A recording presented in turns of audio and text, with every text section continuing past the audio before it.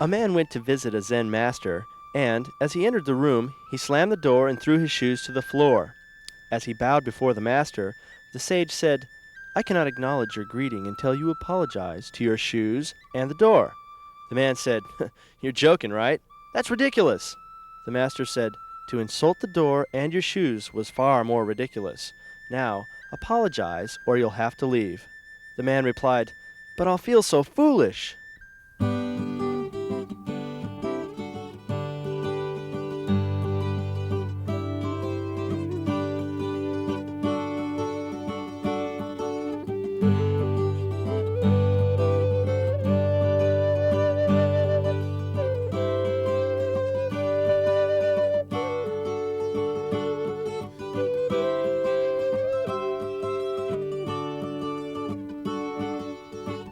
In spite of feeling foolish, the man did as he was told by the master, and asked his shoes and the door to forgive him for being so inconsiderate.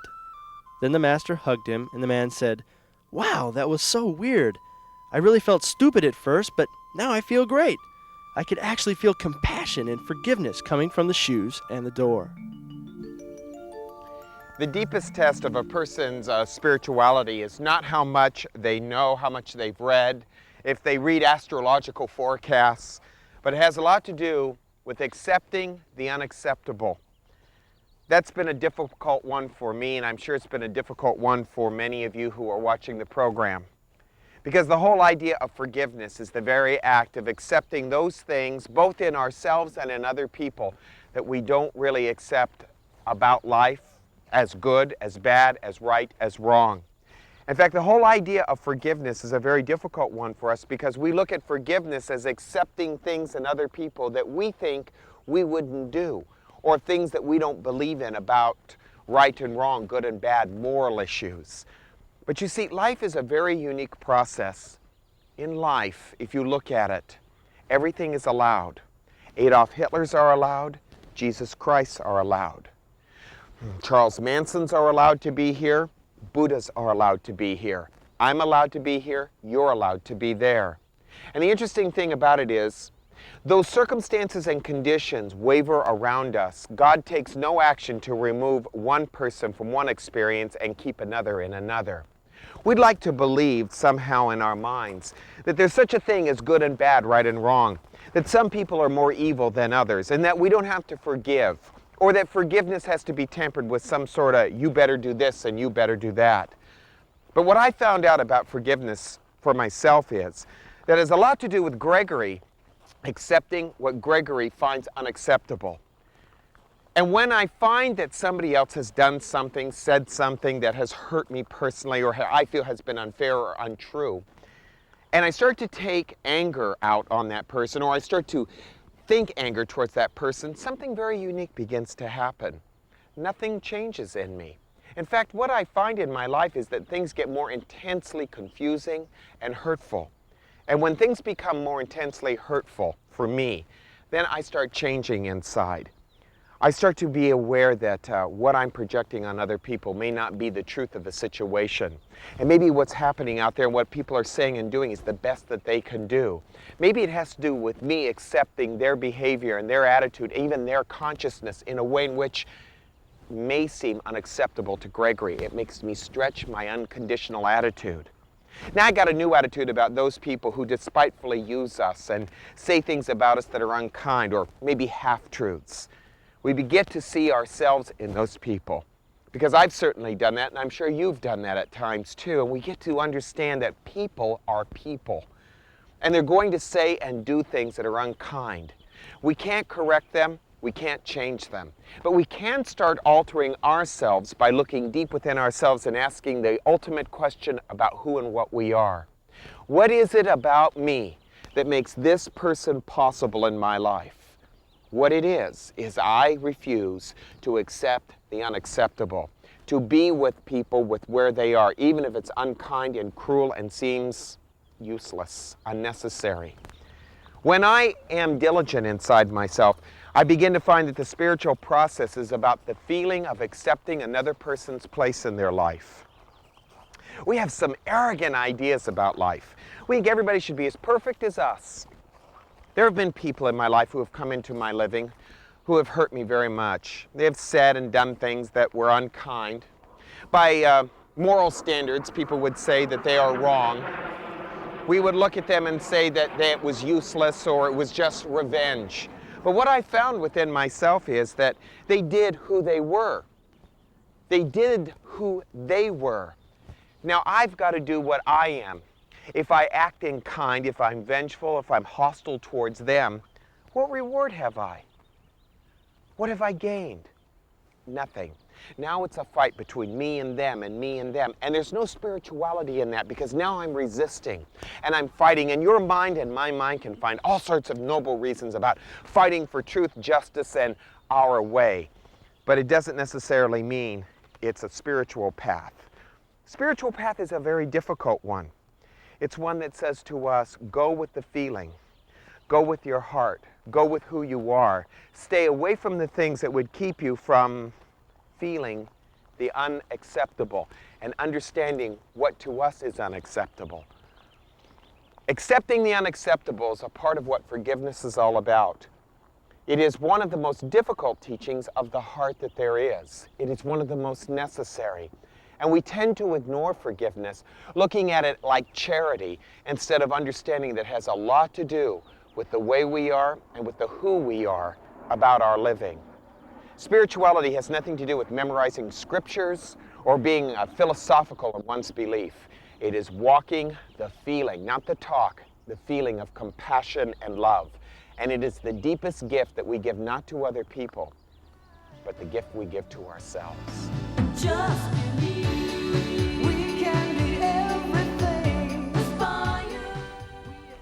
The little story about the Zen man with the shoes and slamming the door has a lot to do with the message and the messenger. The master didn't want him to apologize to the shoes and the door because of what they did or what he did really to them. He wants the little monk to see the message. And the monk has taken out his frustration and his anger on two very inanimate objects. They're not even alive. And it's silly for the monk to take out his anger on things that aren't alive, as well as being silly for him to apologize to those things. The reason the master does this is to get the monk to understand inside of himself that the message is important, not the messenger. What is the message? The monk's impatience, the monk's anger, and how he takes it out unconsciously. This is very much a point in our life. We confuse the message with the messenger, and when we do so, we don't give ourselves the opportunity to hear the story. People do unkind things to us. They're going to say unkind things to us. They're going to act unkindly to us. It's not important who they are or even what they do. It's important, do I get the message behind that? What is it about me that allows this to happen? What am I ignoring inside of myself? What part of me has not been looked at and healed? That's the important part. And if we would look at unforgiveness as a way of a message that bestows upon us more pain and more pain, we would be more ready to forgive quickly because we'd understand that we're healing something inside of ourselves. It's not what other people do, it's how we react or respond from within ourselves. And if we can respond in kindness and understanding and in wisdom, we come very close to our feelings and we understand the way of our heart. So the real question becomes, how can we accept those things about other people and what they do to us that seem unacceptable to us, that seem unfair to us, that seem unjust to us? The whole object is to understand that whatever somebody is doing to me, it's not important what they do, but it's important how I react to it. If I react to it by becoming equally angry with them, how am I better than they are? I like to watch people argue over racial prejudice or war. I find out that the people who say they want equality with racial problems or war, these people are as violent as the people who are fighting the wars and being prejudiced. It cracks me up. Nobody is any better than anyone else. We would like to think we are, all because we don't know how to forgive. Forgiveness is allowing people to be where they are without trying to change them as much as us taking a look at our intolerance, our lack of understanding, us wanting power over them. Whenever I want to right a situation, what I'm really saying is my ego wants to overpower your ego so I feel better than you or righter than you or more moral than you. And what reward do I have for that? None. Absolutely none. Spirituality has nothing to do with good over bad, right over wrong. It has to do with me developing a patience and a compassion to be able to hear who and what I am, and to be able to feel where I'm going with myself. And there's one little thing here that has to be noted, and that is those people who have been unkind to us, they have their own karma to face. They have their own world and their own life to face. You and I need to be aware of what we have to face within ourselves. Why add more stuff to our life when love is possible? So we don't have to worry about the idea of what's going to happen to those individuals who have been unkind to us or cruel. The object is not to project ourselves in the victim position, but to begin to understand that people did to us exactly what we allowed them to do because there's a message in it. And the message is that Gregory is resisting something about himself that he will not see. And the only way Gregory could get the message was through this kind of experience. When I am compassionate and kind enough within myself, loose enough to be able to receive a message about me that seems to be, shall we say, absolutely impossible or something I refuse to see, then all of a sudden, out of nowhere, the things that have been happening to me disappear, and the only thing that is important is the big aha inside. I get to see within myself those things which have been unacceptable. Now real inner work starts. I'm able to feel my life again. I'm able to get a hold of my life through my feelings, and I begin to see that nothing happens to me by accident, and I am grateful for the things that have occurred, and I never, never condemn or wish harm on the messenger that brought the message to me. This has been a tremendous teaching for me, and I hope it's been one for you because it's one of the most important things you will ever learn. The way of the heart is not the way in which we think, it is the way in which we feel. Just Well, that was easy for him to say. we can be everything by you. So we can see that forgiveness is not some magnanimous gesture we make towards those people in our life that have been unkind to us. It has a lot to do with who and what we are. Okay, Gregory, what's the problem? All this mumbo jumbo, it's easy for you to say. Look, if we're all forgiven, then why should any of us be worried about doing anything good? That's so typical of you, Greg. You always have to have a carrot dangling before your nose to give you a reason why you should do anything. Well, what will I get out of it if I don't do this and if I do that? That's always where your head is, Greg. And because of that, forgiveness is impossible. Look, the sun rises and the sun sets, and you are given the beauty of the day. There is no such thing in that day as something that can be done and something that can't be done. It all depends upon what lives within you. If the only reason you do anything is to get something, then what value is the day to you? You'll always be measuring the things that happen to you with the things that you're going to get and the things you want and who's doing what to you. That creates a lot of karma, that creates a lot of craziness, that creates a lot of situations in your life that cause you nothing but pain. Now you are looking at people who are your enemy and people who are your friends, and you're mixing them up, and you're going to be waiting for one to be your friend and one to be your enemy, and then one to switch on you, and then your mind's going to be all neurotic, which it is. Stop it for a moment. Just do things because you can, not because what's going to happen to you or what won't happen to you if you do it or don't do it or all of that. That's just small, petty mind. And Gregory, how far have you gotten with your petty little mind? All right, what else? Well, if I forgive everybody that's hurt me, don't you think they'll do it again? Gregory, if they walk on you, it's because you let them. You can say stop. You can move out of the way. You can do your Aikido move by just letting them use their own energy and walk around you or beside you. You don't have to let people hurt you, but please remember, when people do hurt you, Greg, it's not because they're bad, it's because you're in the way. And you stay in the way the more you as a person begin to judge them and analyze them and criticize them and critique them. Nobody in this world, Gregory, is ever going to be as perfect as what you want them to be.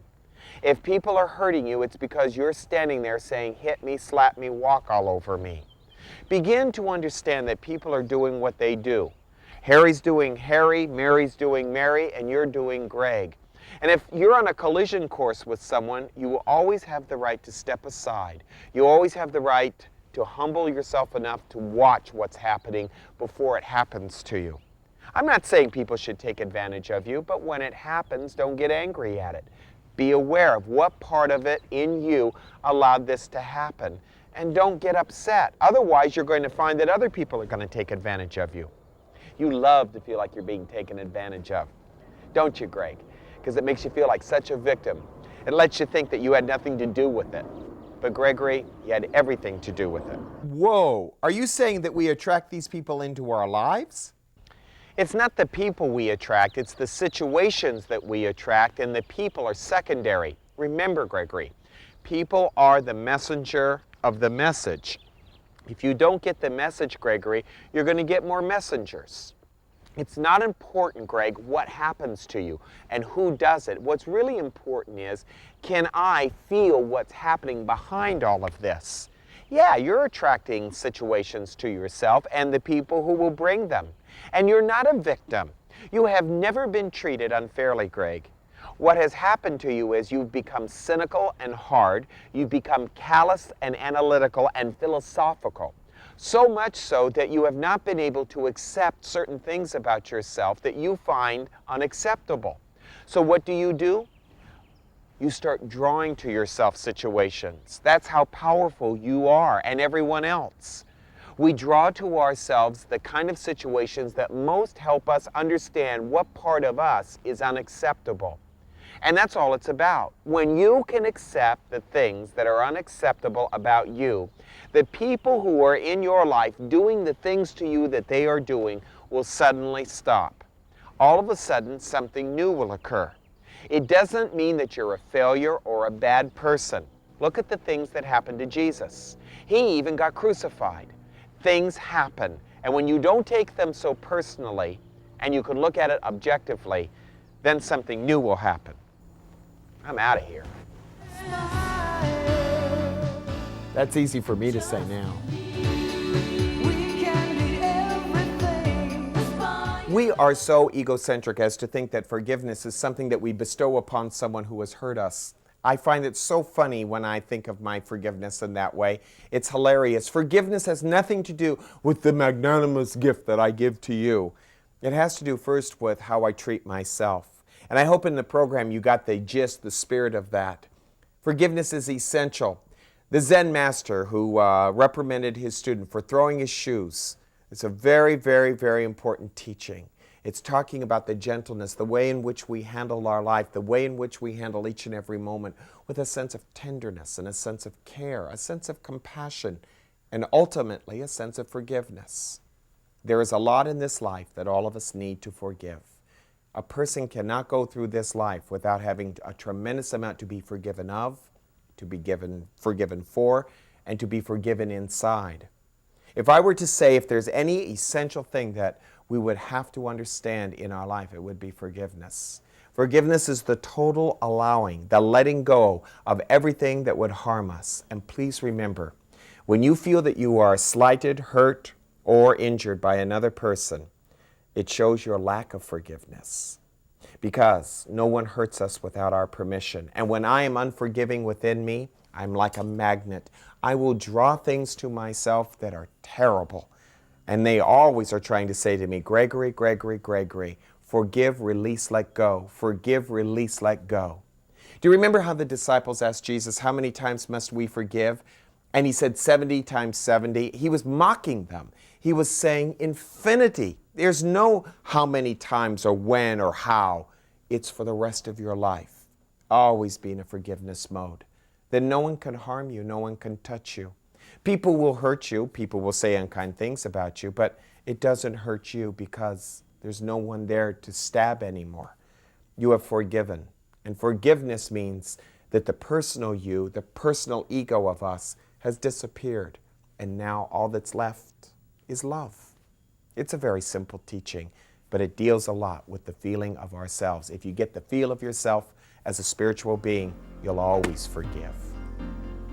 Namaste.